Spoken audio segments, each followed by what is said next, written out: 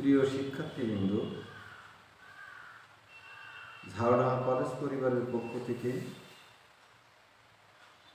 তোমাদেরকে জানাই স্বাগত। আজকের এই অনলাইন ক্লাসে আমি ডক্টর গোপাল চন্দ্র সর্দার, উপাধ্যক্ষ, ঝাড়ডাঙ্গা কলেজ সাতক্ষীরা, শিক্ষার্থী এবং যে যেখানে বসে আমাদের এই অনলাইন ক্লাস উপভোগ করছে তাদের সবাইকে জানাই অভিনন্দন। এক ঝাঁক নিবেদিত প্রাণ শিক্ষক মণ্ডলী নিয়মিত অনলাইন পাঠদান প্রক্রিয়ায় অংশ নিয়ে শিক্ষার গর্বিত অংশীদার হিসেবে দায়িত্ব পালনে নিরলস পরিশ্রম করে যাচ্ছে। এ সমস্ত শিক্ষক মণ্ডলীকে জানাই আন্তরিক অভিনন্দন। নিশ্চয়ই বন্ধুরা, আমরা জানি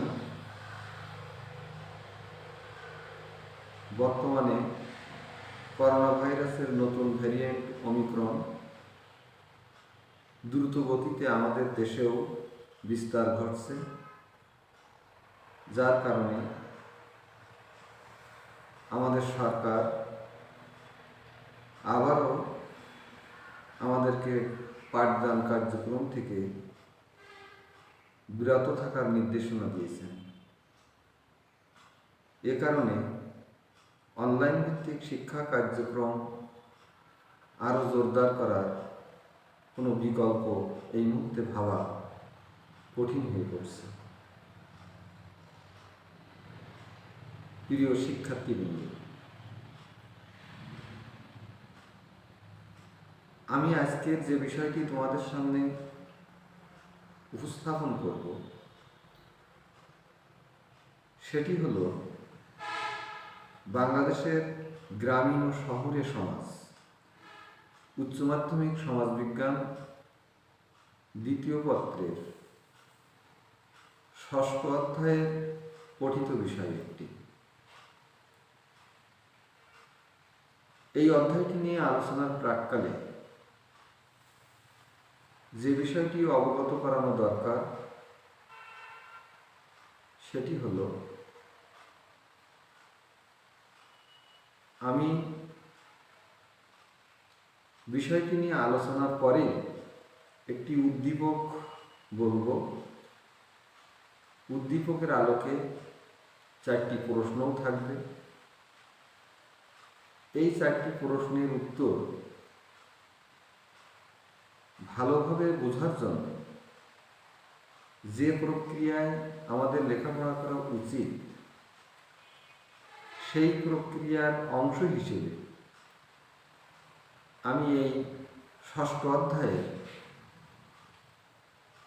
এই বিষয়টি সম্পর্কে বিশেষ করে যে অংশটি থেকে উদ্দীপক নিয়ে আসব সেই অংশটি আমি আলোচনা করব।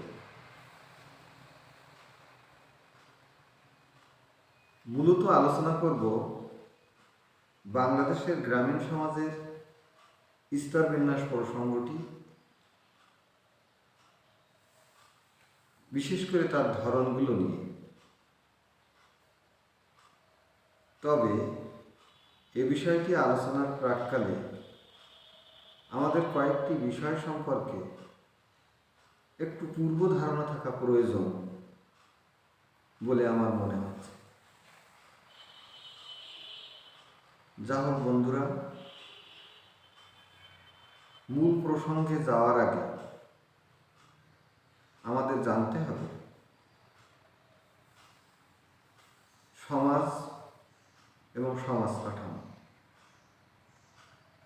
আমরা জন্মসূত্রেই সমাজের সদস্য।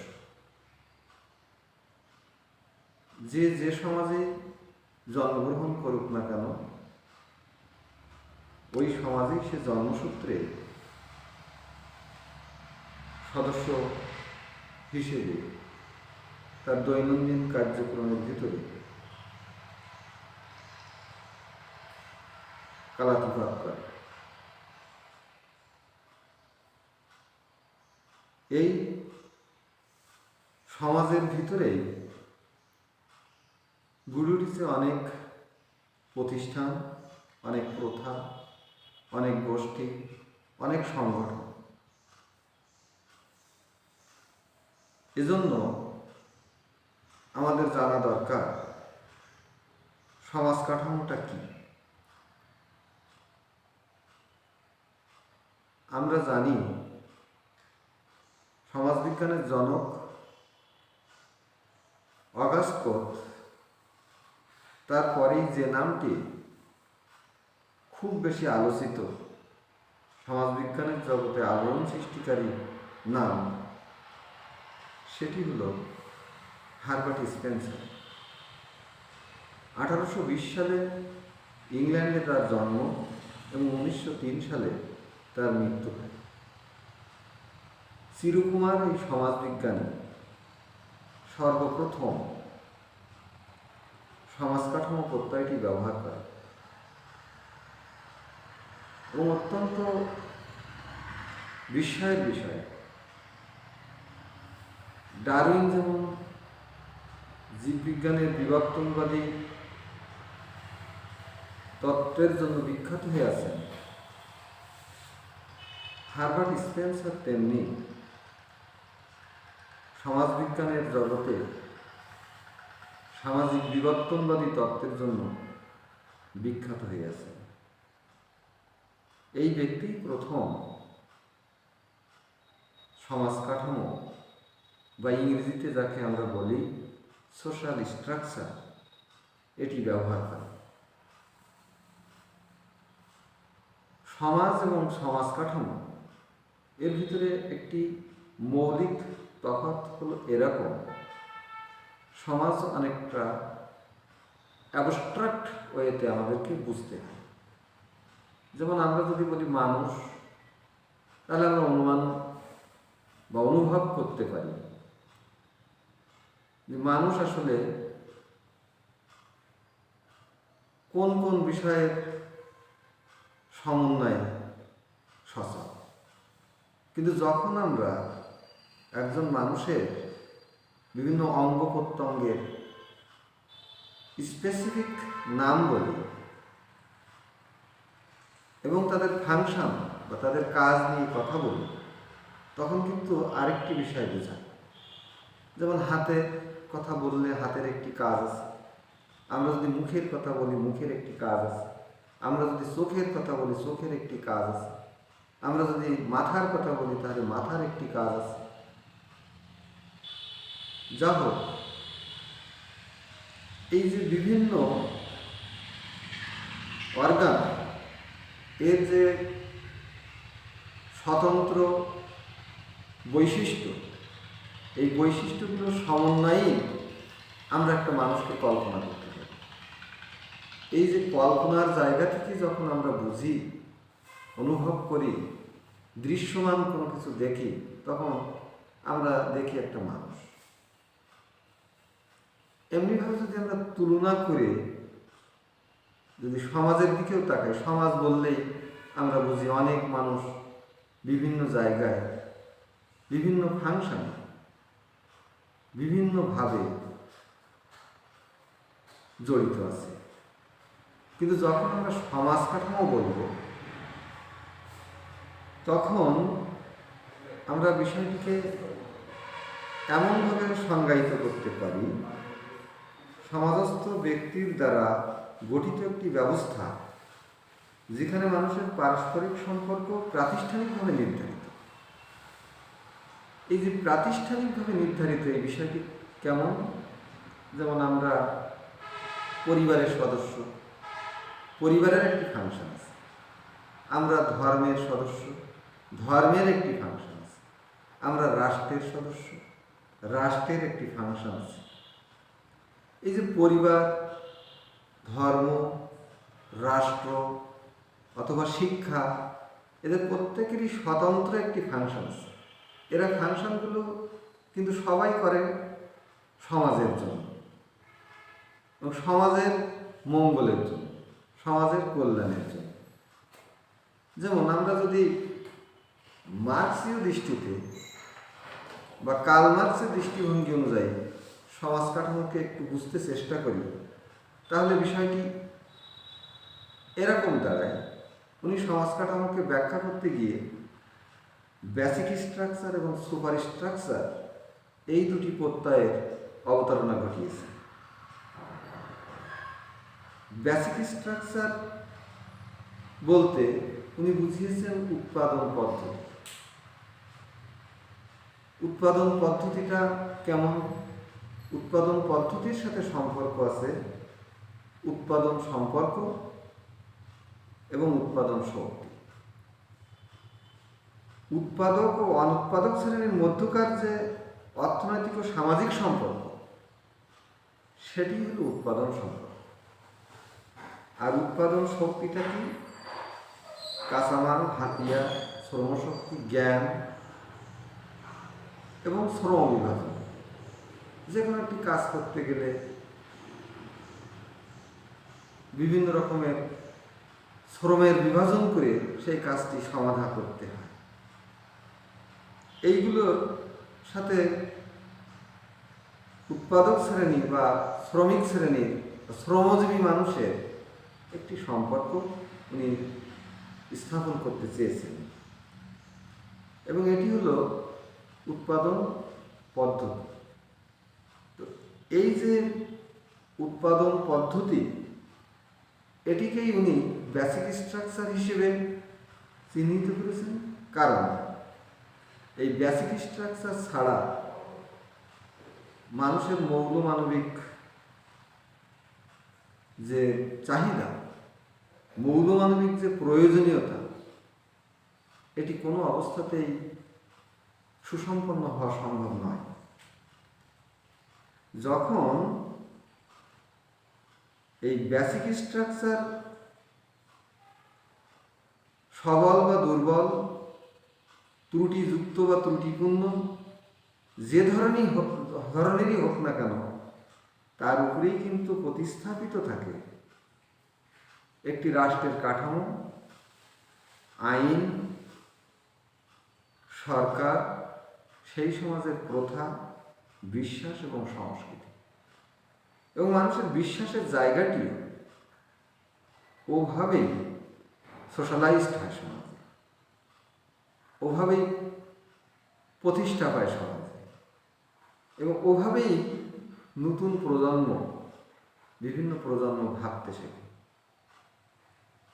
এজন্য মার্ক্সীয় দৃষ্টিভঙ্গি অনুযায়ী বেসিক স্ট্রাকচারের পরিবর্তনে সুপার স্ট্রাকচারের পরিবর্তন লক্ষ্য করা যায়। যেমন আমরা পৃথিবীর অনেক দেশে দেখি যে সমাজতান্ত্রিক রাষ্ট্র ছিল বা এখনো অনেক জায়গায় আছে, এবং অনেকে এই দর্শন নিয়ে অনেক রকম কথাবার্তা বলেন, বিভিন্ন সময় আমরা লক্ষ্য করি। তো যে সমস্ত জায়গায় এই যে রাষ্ট্রীয় মালিকানা বা সমাজতান্ত্রিক ভাবধারা প্রতিষ্ঠিত, সেখানে কিন্তু রাষ্ট্রের কাঠামো, সেখানকার মূল্যবোধ, সেখানকার বিশ্বাস, সেখানকার সংস্কৃতি, অনেক ধরনের কাঠামোগত ভিন্নতা লক্ষ্য করি। কিন্তু যে সমস্ত রাষ্ট্রে পুঁজিবাদী ভাবধারার ভিতর দিয়ে পরিচালিত, সেখানকার শিল্প, সাহিত্য, সংস্কৃতি, এমনকি আইন কানুন, সব কিছুই আরেক ধরনের, এটি আমরা লক্ষ্য করি। এটি হলো মার্ক্সীয় দৃষ্টিভঙ্গি। আমরা এই যে আগে বললাম অমার্ক্সীয় দৃষ্টিভঙ্গি, এবং পরেই যে বলছি মার্ক্সীয় দৃষ্টিভঙ্গি, এই দুইয়ের সমন্বয়ে একটি সাধারণ কথা এভাবেই বলতে পারি, সমাজ কাঠামো সেটি মার্ক্সবাদী সমাজ কাঠামো হোক আর অমার্ক্সবাদী সমাজ কাঠামো হোক, সমাজতান্ত্রিক সমাজ কাঠামো হোক আর পুঁজিবাদী সমাজ কাঠামো হোক, বা অন্য কোনো ধরনের সমাজ কাঠামো হোক, সমাজ কাঠামো সার্বজনীনভাবে যে বিষয়টি সামনে আসে সেটি হল সমাজ কাঠামো সমাজকে দৃশ্যমান ও কার্যকর করে তোলে। পরিবার ব্যবস্থা, বৈবাহিক ব্যবস্থা, শিক্ষা ব্যবস্থা, অর্থনৈতিক ব্যবস্থা, রাজনৈতিক ব্যবস্থা সব কিছুকে দৃশ্যমান করে তোলে, মানুষের কাছে পরিচিত করে তোলে যে আমাদের সমাজটি এরকম। এভাবে আমরা দেখি সমাজ কাঠামোর ভিন্নতার কারণে এক এক সমাজের স্তর বিন্যাস এক এক রকম। সব সমাজের স্তর বিন্যাস কিন্তু একরকম না। বিভিন্ন সমাজের স্তর বিন্যাস বিভিন্ন রকমের। সমাজতান্ত্রিক সমাজ কাঠামোর স্তর বিন্যাস এক ধরনের, পুঁজিবাদী সমাজ কাঠামোর স্তর বিন্যাস এক ধরনের, উদার গণতান্ত্রিক সমাজ কাঠামোর স্তর বিন্যাস এক ধরনের, একনায়কতান্ত্রিক সমাজের সমাজ কাঠামো আরেক ধরনের,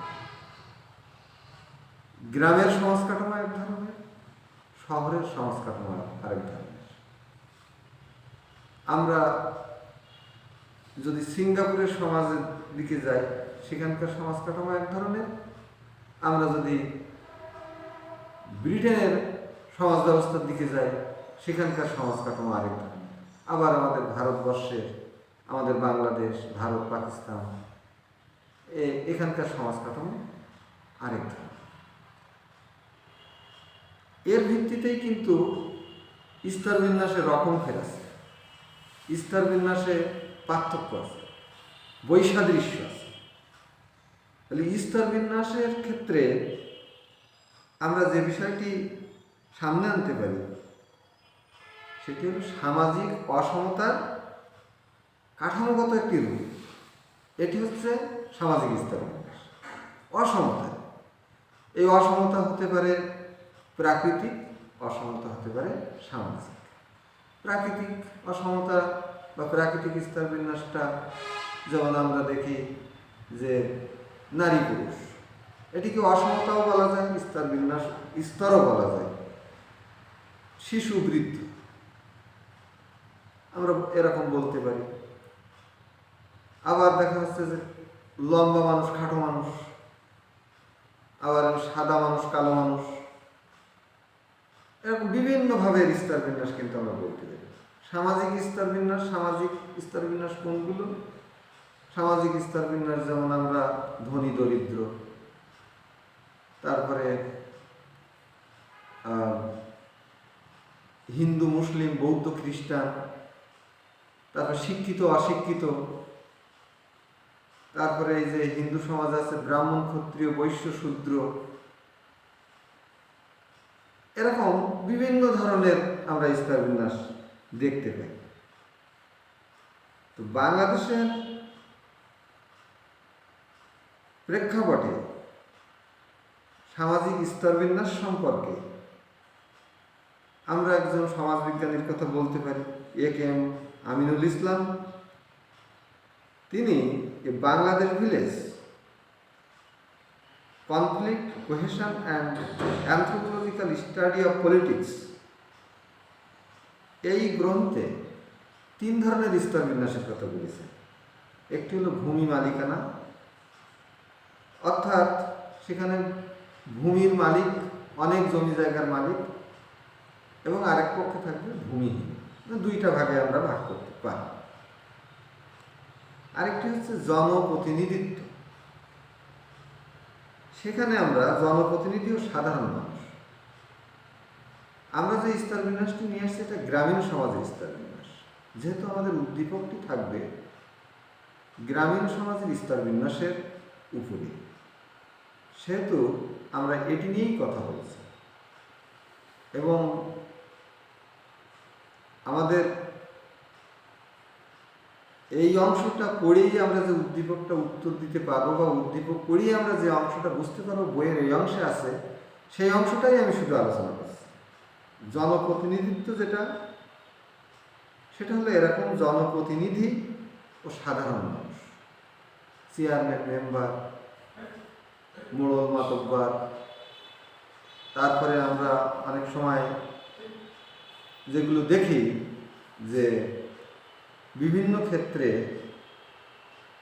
যারা বেশ প্রভাবশালী রাজনৈতিক ব্যক্তিত্ব গ্রামগঞ্জে যারা আছে, ইউনিয়ন পর্যায়ে রাজনৈতিক নেতৃত্বে ভালো পদে আছেন, এদেরকে আমরা বুঝতে পারি।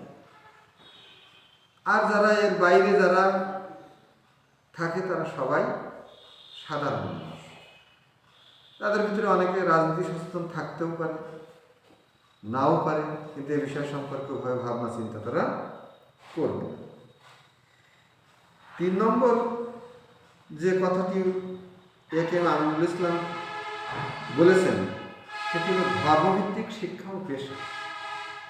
এখানে আমরা দেখি মসজিদের ইমাম বা সমাজের বিভিন্ন আলেম সমাজ, মৌলবী, পুরোহিত, যাজক এবং সাধারণ মানুষ, এই যে 3টি ভাগ উনি করছেন: ভূমি মালিকানা, জনপ্রতিনিধিত্ব, ধর্মভিত্তিক শিক্ষা। এ.কে.এম. আমিনুল ইসলামের দৃষ্টিভঙ্গি অনুযায়ী এই বিভাজনটি আমরা পাই। J Arens and J V. Burden তাদের ঝগড়াপুর গ্রামের গবেষণায়, বাংলাদেশের উত্তরাঞ্চলে ঝগড়াপুর একটি গ্রাম, এবং নিশ্চয়ই বন্ধুরা তোমাদের জানা দরকার, সমাজতাত্ত্বিক যে কোনো গবেষণায় কোনো গ্রাম বা কোনো জায়গা বা কোনো উত্তরদাতার নাম অনেক সময় ছদ্মনাম ব্যবহার করতে হয়। এই ঝগড়াপুর একটি ছদ্মনাম, কিন্তু উত্তরাঞ্চল, উত্তরবঙ্গ, এটি আমরা জানি, পড়ার ভিতর দিয়েই আমরা এটা জানি। কিন্তু গ্রামটির নাম হচ্ছে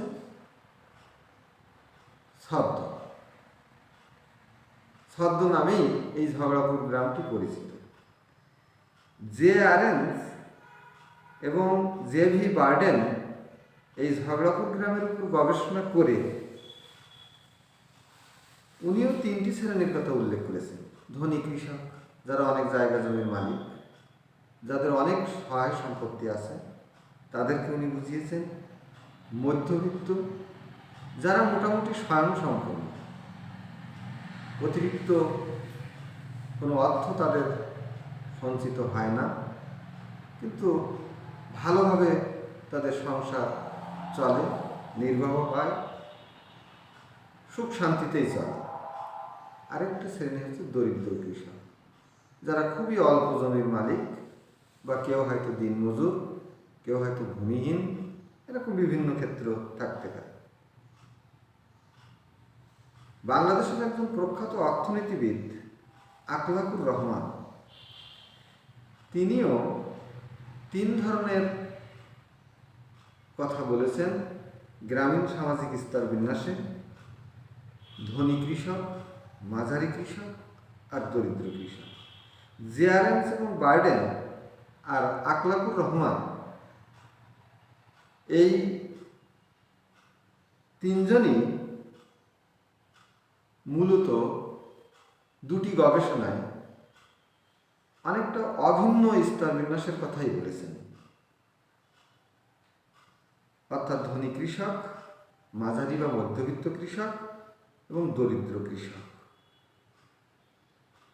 তাহলে দেখা যাচ্ছে যে এই যে সমাজতাত্ত্বিক বা অর্থনীতিবিদেরা সমাজকে, গ্রামীণ সমাজকে, বিশেষ করে বাংলাদেশের গ্রামীণ সমাজকে এভাবেই স্তরায়িত করেছেন এবং এই নানাবিধ স্তরায়নের আলোকে আমরা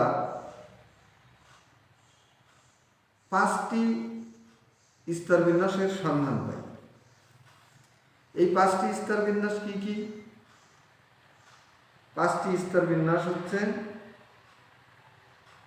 ভূমি ও কৃষিভিত্তিক স্তরবিন্যাস।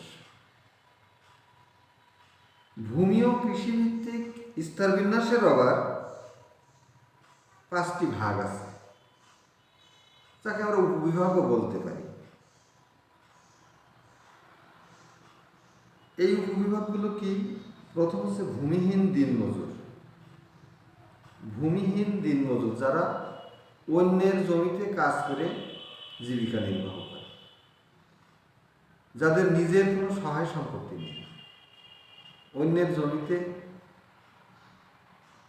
কাজের বিনিময়ে তারা যে পারিশ্রমিক পায় সেটি দিয়েই তাদের সংসার চলে, তাদের ছেলে মেয়েদের ভরণ পোষণ চলে। আনুষঙ্গিক অন্য যে সমস্ত খরচ সেগুলো নির্বাহ হয়। 2 নম্বর হচ্ছে প্রান্তিক চাষি।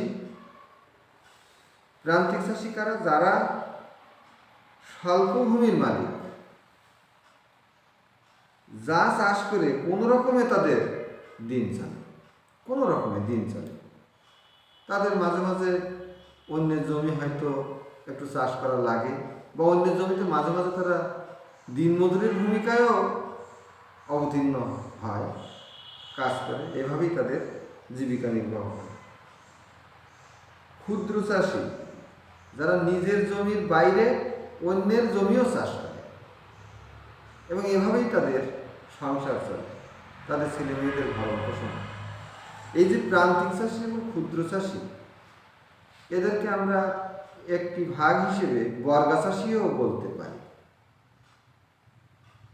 মানে তারা, প্রান্তিক চাষিরাও অনেক সময় যারা ভূমির মালিক তাদের জমি বর্গা নিয়ে চাষ করে, ক্ষুদ্র চাষিরাও অনেক সময় যারা অধিক জমির মালিক তাদের কাছ থেকে জমি বর্গা নিয়ে চাষ করে। 4 নম্বর হচ্ছে মাঝারি চাষি, যারা নিজেদের জমি চাষ করে জীবিকা নির্বাহে সক্ষম, অর্থাৎ তাদেরকে আর অন্যের জমি চাষ করা লাগে না। নিজেদের যে জমি থাকে সেই জমিতেই চাষবাস করে তাদের সংসার চলে, তাদের ছেলে মেয়েদের ভরণ পোষণ হয়, ছেলে মেয়েদের লেখাপড়ার ব্যয়ভার নির্বাহ হয়। তাদের কোনো সে ধরনের কোনো সমস্যা, প্রকট সমস্যা দেখা দেয় না। ধনী চাষি, যে কৃষক নিজের পর্যাপ্ত জমি আছে, মানে যার পর্যাপ্ত নিজস্ব জমি আছে এবং যে অন্যকেও জমি বর্গা দিতে সক্ষম, সেই হচ্ছে ধনী চাষি। নিজের জমি আছে, নিজেও কিছু চাষবাস করেন লোকজন দিয়ে, ওই যে দিনমজুর বা প্রান্তিক চাষিদের ভিতর থেকে কাউকে কাউকে নিয়ে চাষবাস করেন, অর্থের বিনিময়ে, টাকার বিনিময়ে শ্রম ক্রয় করেন, করে চাষবাস করেন, অথবা অন্যকেও জমি বর্গা দিতে পারেন। এরা হচ্ছে ধনী কৃষক।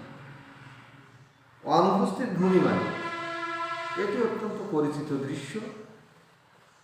গ্রামে জমি আছে কিন্তু বসবাস করেন শহরে, চাকরির সূত্রে, ব্যবসার সূত্রে, রাজনৈতিক সূত্রে, অথবা অন্য যে কোনো কারণেই তিনি শহরেই বসবাস করেন। গ্রামের পরিবর্তে শহরেই তিনি বসবাস করেন এবং তার যে জমি থাকে সেই জমি অন্যেরা চাষ করে, অন্যদের দায়িত্বে থাকে, বর্গা দেন, অথবা ওই যে শ্রম ক্রয়ের ভিত্তিতে তিনি জমি চাষবাস করে সিজনালি তিনি ফসল বিক্রি করে হোক বা অন্য পন্থায় হোক তার শহরের যে নিবাস সেখানে নিয়ে যান এবং প্রতি বছর আরও সম্পত্তি বাড়ানোর চেষ্টায় থাকেন বা অনেক সময় সে চেষ্টায় সফলতা অর্জন করেন এই অনুপস্থিত ভূমির মালিক। আমরা যে মোটা দাগে যে 5টি ভাগের কথা বলছিলাম, এই 1 নম্বর ভাগে এই 6টা উপবিভাগ ছিল। এরপরে 2 নম্বরে যেটি আছে সেটি হচ্ছে বংশগত বা বর্ণভিত্তিক স্তরবিন্যাস। বংশগত একটি স্তরবিন্যাস গ্রাম সমাজে লক্ষ্য করা যায়। আমরা যতই বলি মানুষে মানুষে ব্যবধান রাখা যায় না, রাখা উচিত না, তবু আমাদের সমাজে যারা চৌধুরী, শেখ, সৈয়দ, পাঠান, তারা কিন্তু নিজেদের আভিজাত্যের একটি গর্ব তারা কিন্তু করে থাকেন এবং অন্যদেরকে তারা অন্যভাবে মূল্যায়নও করেন এবং তারা নিজেদেরকে একটি শ্রেণী হিসেবে সমাজে জাহির করতে পছন্দ করেন এবং এটি দৃশ্যমান। তাহলে দেখা যাচ্ছে কি যে বংশগতভাবে সমাজে স্তরবিন্যাস আছে। যেমন এই যে আমরা লক্ষ্য করি যে আমাদের সমাজে, বিশেষ করে হিন্দু সমাজে, যারা ব্রাহ্মণ, তার জায়গা জমি কিছুই নেই, কিন্তু সে ব্রাহ্মণ, এই জন্য তার একটা আভিজাত্যের বড়াই থাকে, আভিজাত্যের গর্ব থাকে যে আমি উচ্চ বংশের।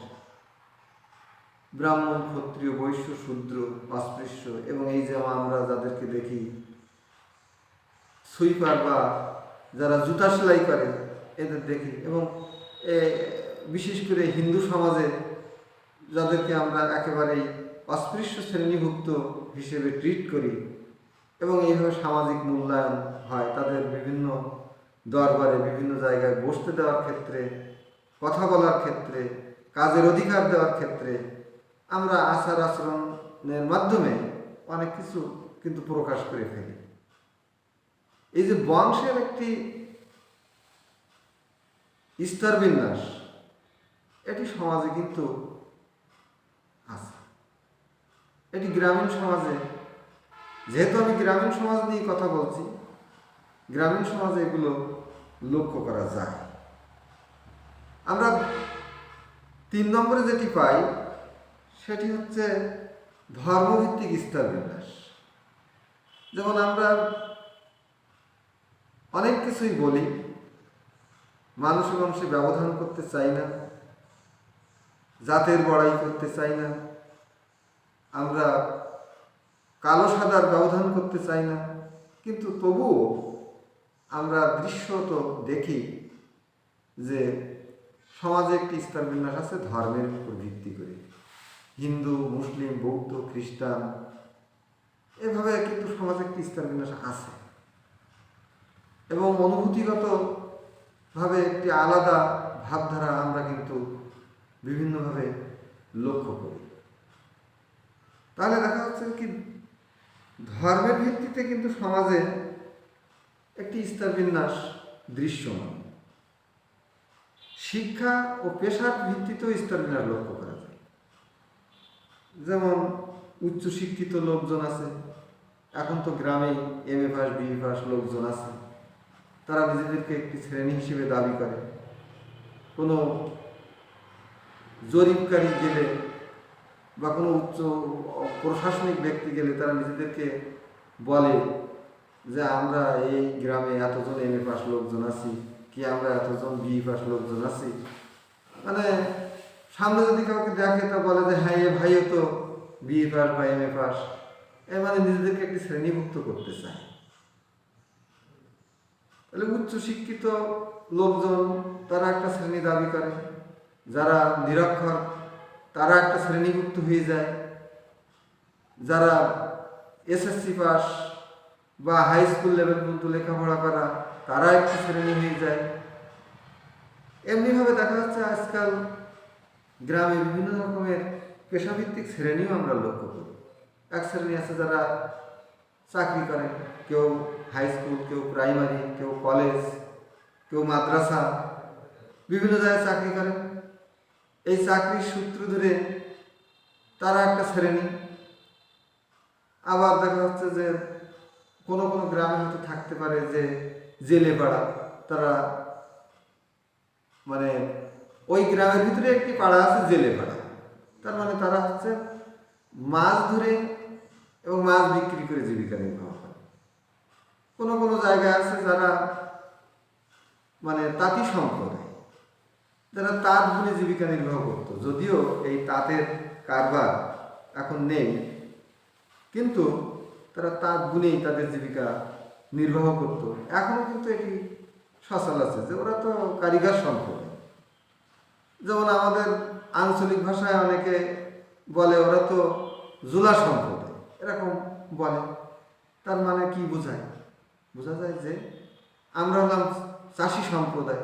অনেকে তো অনেক সময় এই দুই গ্রুপের ভিতরে ছেলে মেয়েদের বিবাহ শাদীতেও আটকা বাঁধা করে। শুধুমাত্র যে হিন্দু সমাজে বর্ণের কারণে এক গোত্র অন্য গোত্রের ভিতরে ছেলে মেয়েদের বিয়ে দিচ্ছে না এমন নয়, অন্য গোত্রের ভিতরেও এটি দেখা যায়। আমাদের বাংলাদেশের সমাজবিজ্ঞানের প্রতিষ্ঠাতা ডক্টর এ কে নাজমুল করিম, যার নামটি প্রায়ই আমার মুখ থেকে উচ্চারিত হয়, তিনি তো বাংলাদেশের গ্রামীণ সমাজের উপরে গবেষণা করে দেখেছেন যে আমাদের মুসলিম সমাজের ভিতরেও 70 থেকে 80টি ভাগ আছে, এবং যারা একজন আরেকজনের সাথে মিলতে চায় না, বসতে চায় না, খেতে চায় না, ছেলে মেয়েদের বিয়ে শাদী দিতে চায় না। যেমন সৈয়দ বংশের কোনো মেয়ে যদি বিবাহের কথাবার্তা হয় কোনো কোনো সম্প্রদায়ের কোনো ঘরে, এবং তারাও হয়তো বিত্তশালী, একটু পছন্দ অপছন্দের ভাবধারা অনেক সময় দেখা যায়। আমরা কাগজে কলমে নীতি নৈতিকতায় অনেক সময় অনেক কথা বলি। আমার বাংলা ভাষার প্রতি মমত্ববোধ আছে, কিন্তু আমার ছেলেকে আমি ইংলিশ মিডিয়ামে পড়াচ্ছি, ইংলিশ মিডিয়ামে পড়িয়ে আমি স্বাচ্ছন্দ্য বোধ করছি। অর্থাৎ এটি যেন বলার জন্য বলা, আমার নিজেকে প্রচার করা, প্রসার করা, আমার আভিজাত্যের প্রকাশ করা, এটি যেন বলার জন্য বলা। তাহলে কি বোঝা যায়? যে আমরা আভিজাত্যের বড়াই সব জায়গায় কম বেশি এটি দৃশ্যমান। আরেক ধরনের শ্রেণীবিভাগ আছে ক্ষমতা, রাজনীতি ও সম্পদ ভিত্তিক। আমরা যে গ্রামেই বসবাস করি না কেন, সেখানে সবার ক্ষমতা কিন্তু সমান থাকে না। অনেকের প্রশাসনের সাথে যোগাযোগ থাকে, অনেকের রাজনৈতিক দলের সাথে যোগাযোগ থাকে, অনেকের অনেক টাকা পয়সা থাকে। তাহলে কি হয়? তারা কিন্তু সেই ক্ষমতায় অনেক সময় ধরাকে সরাজ্ঞান করে, এবং অনেক সময় মানুষকে তুচ্ছ তাচ্ছিল্য করে, অবমূল্যায়নের দৃষ্টিতে দেখে, এবং সে তার ক্ষমতার ব্যবহার করে। এরপরে আমরা দেখি অনেক ইউনিয়ন প্রতিনিধি, বিশেষ করে চেয়ারম্যান, মেম্বার, এরা থাকে, যাদের অগাধ সম্পত্তি থাকে, বিভিন্ন কিছু থাকে। এরা কিন্তু সমাজে এক শ্রেণীভুক্ত হয়ে পড়ে। প্রিয় শিক্ষার্থী বন্ধুরা, এই যে অংশটি আমি আলোচনা করলাম, আমি বিভিন্ন ব্যাকগ্রাউন্ড দিই, বিভিন্ন উদাহরণ দিই, বিভিন্ন কথা বলি। এই যে কথাগুলো বললাম, এই কথাগুলো তোমাদেরকে এই সমাজবিজ্ঞান দ্বিতীয় পত্র বাংলাদেশের গ্রামীণ ও শহরের সমাজ 6ষ্ঠ অধ্যায় থেকে পড়ে নিতে হবে, এবং কোনো উদ্দীপক বোঝার জন্য, উদ্দীপকের আলোকে প্রশ্নগুলোর যথাযথ উত্তর প্রদানের জন্য এটি পড়ে নিতে হবে। সেই কাজটির একটু সহায়ক ভূমিকা আমি পালন করলাম।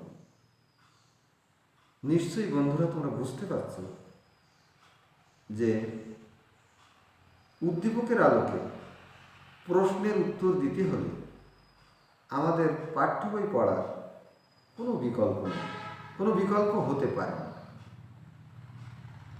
আমরা যদি গল্প না জানি, ওই গল্পের থেকে প্রশ্ন আসলে সেই প্রশ্নের বিষয়বস্তু সম্পর্কে আমাদের উপলব্ধি আসবে।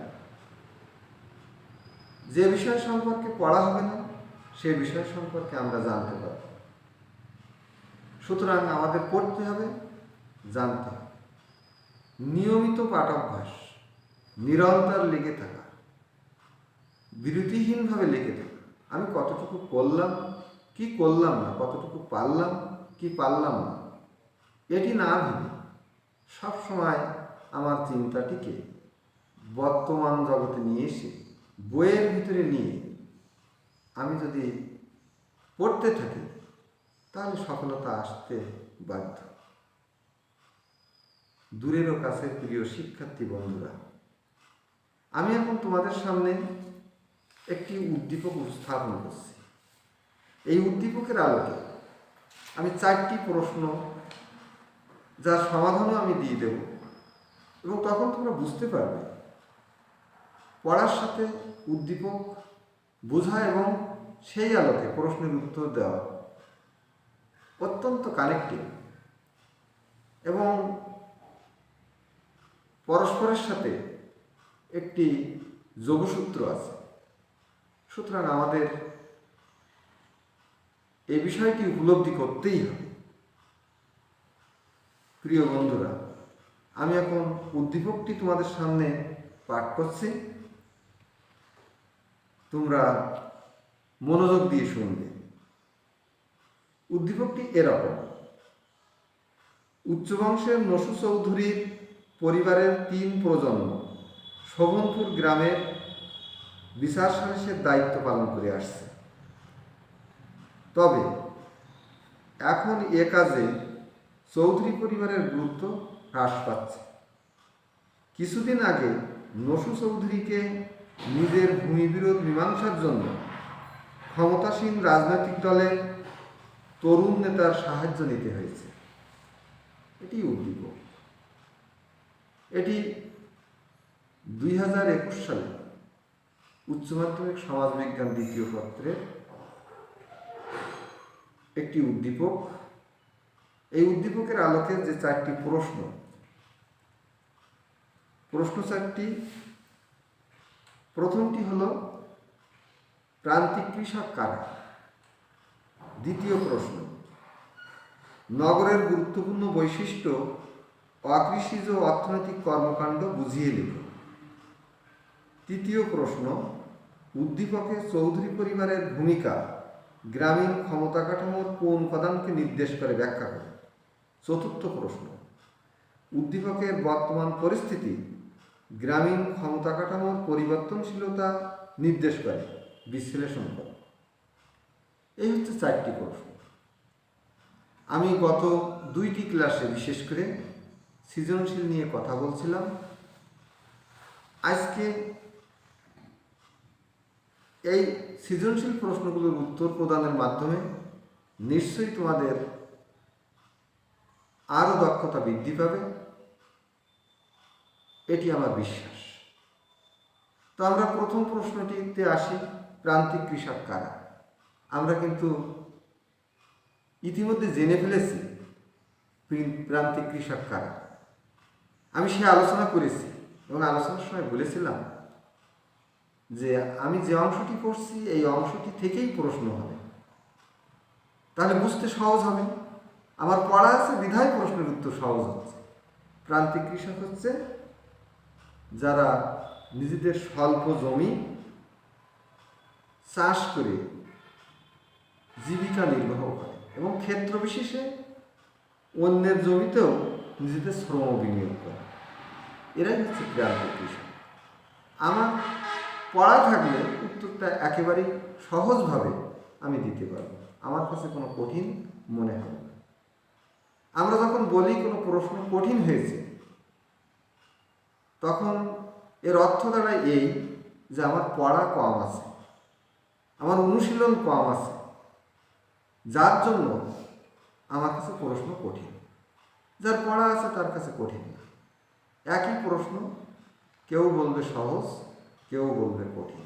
যার পড়া থাকে সে বলবে সহজ, যার পড়া থাকে না সে বলবে কঠিন। পড়ার কোনো বিকল্প নেই। জীবনের সর্বক্ষেত্রেই গুরুত্বপূর্ণ একটি বিষয় পড়া, পড়া আর পড়া। জীবনের সর্বোৎকৃষ্ট বন্ধু বই, বই আর বই। বই কারোর সাথে প্রতারণা করে। অনেক সময় তোমার বন্ধু তোমাকে ঠকাতে পারে, ঈর্ষা করতে পারে, তোমাকে ধোঁকা দিতে পারে, কিন্তু একটি বইয়ের জ্ঞান তোমাকে কখনোই ধোঁকা দিবে না। সে তোমাকে সঠিক তথ্যটাই দিবে, সঠিক নির্দেশনাই দিবে। সুতরাং পড়ার কোনো বিকল্প হতে পারে না, পড়ার বিকল্প পড়া। সুতরাং আমরা যদি ভালো করে পড়ি, তাহলে আমরা যে কোনো প্রশ্নের উত্তর অত্যন্ত সাবলীলভাবে দিতে পারব এবং আমরা অত্যন্ত আনন্দও পাব, আমাদের ভালো লাগবে। দ্বিতীয় প্রশ্ন অনুধাবনমূলক। নগরের গুরুত্বপূর্ণ বৈশিষ্ট্য অকৃষিজ অর্থনৈতিক কর্মকাণ্ড বুঝিয়ে দেব। নগরের গুরুত্বপূর্ণ বৈশিষ্ট্য অকৃষিজ অর্থনৈতিক কর্মকাণ্ড বুঝিয়ে দেব। দেখো বন্ধুরা, এইখানে দুইটি অংশ আছে, একটি জ্ঞান আর একটি অনুধাবন। এই দুটি মিলেই অনুধাবনমূলক প্রশ্ন। তাহলে আমাদের নগরের বৈশিষ্ট্য আমাদের জানতে হবে। যেখানে বিশাল আবাসিক, বাণিজ্যিক ও শিল্প অঞ্চল থাকে এবং যা একটি প্রশাসনিক কাঠামোর আওতাধীন, সেটি কিন্তু নগর। তাহলে এই নগরে বৈশিষ্ট্যের সাথে পেশার একটি মিল আছে। সেই পেশার কথাটি এবার আমরা বলব। পেশা সেখানকার মানুষের কী হতে পারে? শিল্প কলকারখানায় কাজ করা, ব্যবসা করা, চাকরি করা, অর্থাৎ যাবতীয় অকৃষিজ পেশার ভিতরে মানুষকে থাকতে হয়। তাহলে এটি কিন্তু আমরা বুঝলাম। 3 নম্বর প্রশ্ন, যেটি প্রয়োগমূলক। উদ্দীপকে চৌধুরী পরিবারের ভূমিকা গ্রামীণ ক্ষমতা কাঠামো কোন উপাদানকে নির্দেশ করে? আমরা উদ্দীপকে দেখলাম নসু চৌধুরীর 3 প্রজন্ম সালিশ বিচারের কাজ করত। তাহলে কি বোঝায়? বংশগত মর্যাদা। তাহলে আমরা এখানে বংশ মর্যাদাকেই গুরুত্ব দেব। উত্তর পেয়ে গেলাম। বংশ মর্যাদার বুনিয়াদে নসু চৌধুরী এবং তার পরিবার 3 প্রজন্ম ধরে গ্রামের বিভিন্ন বিরোধে কাজ করতেন। তাহলে এই যে কাজটি করতেন, এটি হচ্ছে ক্ষমতা। কিসের ক্ষমতা? বংশমর্যাদার ক্ষমতা। এই ক্ষমতাটা কি? অন্যের আচরণকে প্রভাবিত করার ক্ষমতা। তাহলে বংশমর্যাদা অন্যের আচরণকে প্রভাবিত করার ক্ষেত্রে ভূমিকা পালন করছে। আর এই ক্ষমতার জোরে নসু চৌধুরীর পরিবার 3 প্রজন্ম ধরে বিচার সালিশের কাজ করতেন। সুতরাং আমরা কিন্তু বুঝতে পারলাম যে প্রয়োগমূলক অংশে আমাদের কিভাবে ক্ষমতার প্রয়োগ হচ্ছে এবং তাও আবার বংশ মর্যাদার যে ক্ষমতা সেইটার প্রয়োগ হচ্ছে, এটি কিন্তু আমরা বুঝতে পারি। আমাদের 4 নম্বর প্রশ্ন, উচ্চতর দক্ষতা। উদ্দীপকের বর্তমান পরিস্থিতি গ্রামীণ ক্ষমতা কাঠামোর পরিবর্তনশীলতা নির্দেশ করে। বিশ্লেষণ। পরিবর্তনশীলতা, এই পরিবর্তনশীলতা কি? পরিবর্তনশীলতা হচ্ছে রাজনৈতিক। আমরা এখানে উদ্দীপকের আলোকে যেটি পাই সেটি হচ্ছে রাজনীতি। এ বিষয়টি সম্পর্কেও আমরা ইতিমধ্যে আলোচনা করছি। বংশমর্যাদার যে পাওয়ার বা যে ক্ষমতা, এটা কিন্তু এখন অনেকখানি দুর্বল। রাজনৈতিক পাওয়ার এটি অনেকখানি সচল বা সবল, এটি আমরা বলতে পারি। কিভাবে? যেমন যে রাজনীতি করে, গ্রামে বসবাস করে, তার যদি সে ক্ষমতাসীন দল হয়, তাহলে তার ক্ষমতাসীন দলের লোকজনের সাথে, প্রশাসনের সাথে, রাজনৈতিক ব্যক্তিত্বের সাথে, বা আমাদের যে সংসদ সদস্য, উপজেলা চেয়ারম্যান থেকে শুরু করে, জেলা পরিষদ চেয়ারম্যান থেকে শুরু করে বিভিন্ন জায়গায় তার একটা কথার দাম, তার একটা সাহায্য বেশ গুরুত্বপূর্ণ হয়ে ওঠে, এবং তখন সে অনেক মানুষকে উপকার করতে পারে। নসু চৌধুরীকে যেখানে অন্য লোক গুরুত্ব দেওয়া বন্ধ করে দিল বা গুরুত্বহীন মনে করছে, তখন সেই নসু চৌধুরী যখন তরুণ রাজনৈতিক নেতার কাছে গেল, তখন কিন্তু তার সমস্যার সমাধান হয়ে গেল। তাহলে বোঝা যায় যে বংশমর্যাদার যে ক্ষমতা, সেই ক্ষমতা দুর্বল হয়ে গেল, এবং রাজনৈতিক যে ক্ষমতা, এটা সচল হল। তাহলে এটা গ্রামীণ সমাজ কাঠামোয় এক ধরনের পরিবর্তনশীলতার ইঙ্গিত বহন করে। আমরা যদি এভাবে বুঝতে পারি, আমাদের পঠিত বিষয় থেকে উদ্দীপকের যে কোনো বর্ণনা, এই যে আমাদের পত্র পত্রিকায় বিভিন্ন ঘটনার বর্ণনা থাকে, বিভিন্ন ঘটনার বর্ণনা থাকে, সেই সমস্ত ঘটনা আমরা আমাদের সমাজবিজ্ঞানের কোনো না কোনো জায়গায় আমরা ওই বিষয় সম্পর্কে পড়ছি, কিন্তু ওইখানে তো পত্রপত্রিকায় ঘটনার বর্ণনায় তো ওই বইয়ের ভাষায় ওই কথা থাকে না, কিন্তু আমরা বুঝতে পারি যে এটি এই কারণে ঘটছে। এটি আমরা যদি কোনো মাদকাসক্তকে দেখি, তাহলে আমরা বুঝতে পারি কেন সে মাদকাসক্ত, পরিবারের ভূমিকা কী ছিল। আমরা যদি কোনো অপরাধীকে দেখি, তাহলে কেন সে অপরাধী আমরা বুঝতে পারি। আমরা যদি কোনো ধর্মপ্রাণ মানুষকে দেখি, তাহলে কেন সে ধর্মপ্রাণ, তার পিছনের ব্যাকগ্রাউন্ড কি, ভূমিকা কি, কী দায়িত্ব তার পরিবার বা সমাজ পালন করছে, আমরা বুঝতে পারি। তার মানে ঘটনা হচ্ছে যে দৈনন্দিন সংবাদপত্রে যে সমস্ত সংবাদ, প্রতিবেদন, যা কিছু আমরা দেখি, এই ঘটনা প্রবাহের সাথে আমাদের সমাজবিজ্ঞানের অত্যন্ত প্রত্যক্ষ একটি যোগসূত্র কিন্তু আছে। তো আমরা ঠিক যদি এভাবে যদি আমরা উদ্দীপক তৈরি করি, যে ঘটনাগুলো পত্রপত্রিকায় আসে না, যে ঘটনাগুলো প্রিন্ট মিডিয়ায় আসে না, সেই ঘটনাগুলো কিন্তু আমাদের সামনে ঘটছে, আমরা তার আলোকে উদ্দীপক তৈরি করি, আমাদের বইয়ের ভাষায় ওইগুলোকে আমরা ব্যাখ্যা বিশ্লেষণ করতে পারি, এবং আমাদের দক্ষতার উন্নয়ন ঘটতে পারে, আমাদের দক্ষতা বৃদ্ধি পেতে পারে, আমরা অন্যরকম মানুষ হয়ে উঠতে পারি। প্রিয় বন্ধুরা, আমরা আমাদের আজকের এই পাঠদান প্রক্রিয়ায় শেষ পর্যায়ে এসে পৌঁছেছি।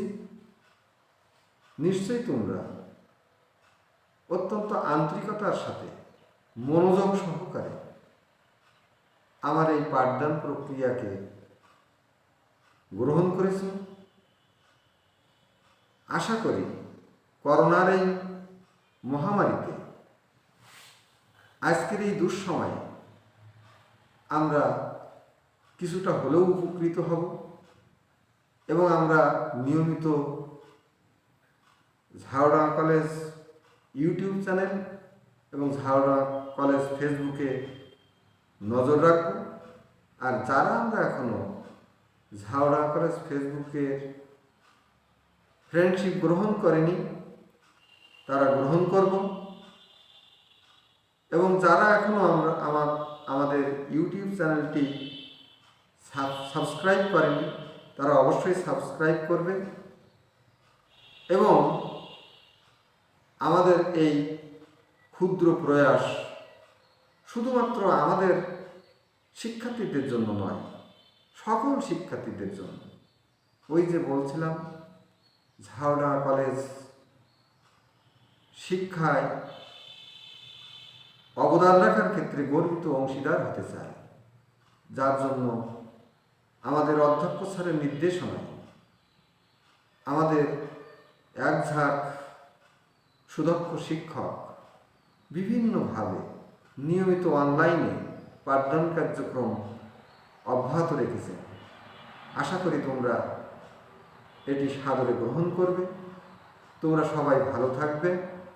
নিয়মিত বিরতি দিয়ে সাবান পানি দিয়ে হাত ধৌত করবে, মাস্ক পরবে, পরিবারের বয়স্ক সদস্যদের সুরক্ষিত রাখবে, অযথা যেখানে সেখানে ঘোরাফেরা করবে না। তো পরিশেষে তোমাদের সকলের সুস্বাস্থ্য ও দীর্ঘায়ু কামনা করে এখানেই শেষ করছি। সবাই ভালো থাকবে। সকলকে ধন্যবাদ।